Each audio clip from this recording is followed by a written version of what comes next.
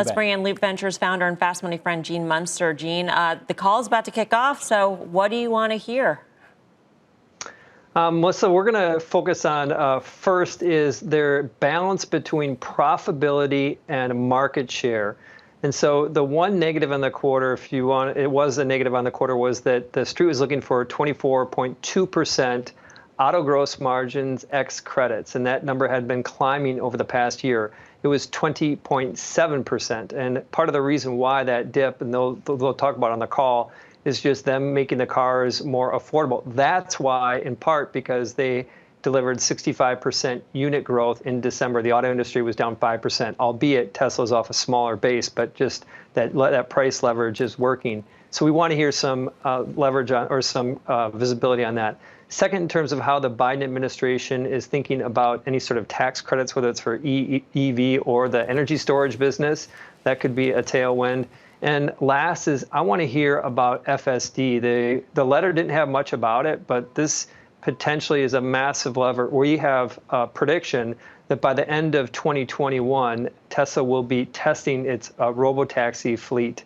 And so we're not there yet, but we need to see some advancements around FSD to get there. And I'm eagerly waiting to see what they're going to say on the call. And the last piece, Melissa, of course, is I've done a lot of these earnings calls, and the most entertaining, it's not even close, is entertaining, if you want to call it that, is the Tesla call. So which Elon is going to show up tonight? Yeah, I think entertaining is the right word, Gene, because we've seen all sorts of Elon Musks show up to these calls. In terms of the gross margin number, Gene, you mentioned, the trade-off between profitability and market share. Is it because Tesla has reduced the prices? Is it because primarily of the mix shift towards the Model 3, and that's impacting gross margins more than expected? What's the primary driver behind that in your view? It's lowering price. I mean, they've been lowering price across the board, and they're going to continue to do that. Okay. Gene, thank you. We'll check back in with you. Tesla's call, again, it gets underway right about now. Brian Kelly, I will go to you. This is a top drawer kind of stock for you for many reasons, but what do you want to hear from the call, aside from an entertaining Elon Musk, and what do you make of the quarter? Well, I do want to hear an entertaining Elon Musk. I mean, the quarter was fine, right? I mean, this comes down to what Wall Street was expecting and a very narrow view of this company as a car company. I mean, as a car company, obviously it's crazy overvalued. But you brought up this energy storage business. Gene brought up this self-driving taxi business. This reminds me a lot of Apple when they had the service business. It was a small part of it, but people valued the growth in it. So I want to hear what they're doing with the rest of the businesses, because if I look at it just as a car company, I say, okay, fine, they're lowering prices because they've got competition. Their tax credits, they may be coming to the end on selling those tax credits. Hopefully they get a tailwind. I want to hear a little bit about that. But if I can hear that there's some growth in the other parts of the business, then I keep it in my top shelf and I wait until they completely decarbonize the electric grid. And that's the play on this. Being a car company didn't get Tesla to its record high, James. I mean, so I think it's interesting that people are focused so closely on things like gross margin at this point, delivery. I mean, I get it. I get you want that to be sort of in line, but that's not the reason why a lot of people were in Tesla and rode it to its record high.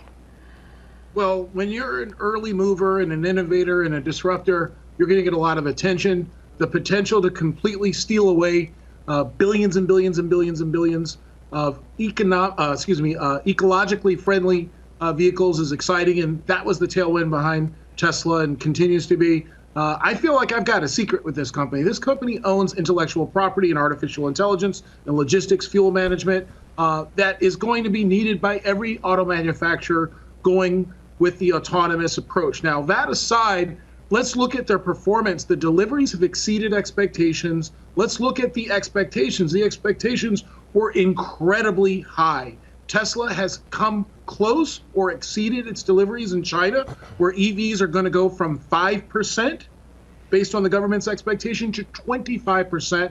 And so there's 5x the growth opportunity in a market that we're just entering for Tesla. So much upside, so much great execution. And I believe that there are, as you pointed out, many non-automobile specific pockets of value in this stock. I think it's very, very positive. The stock is held up in the after hours with any hint of a miss or any hint of coming close, not coming short of what were extravagant expectations based on the valuation of this business.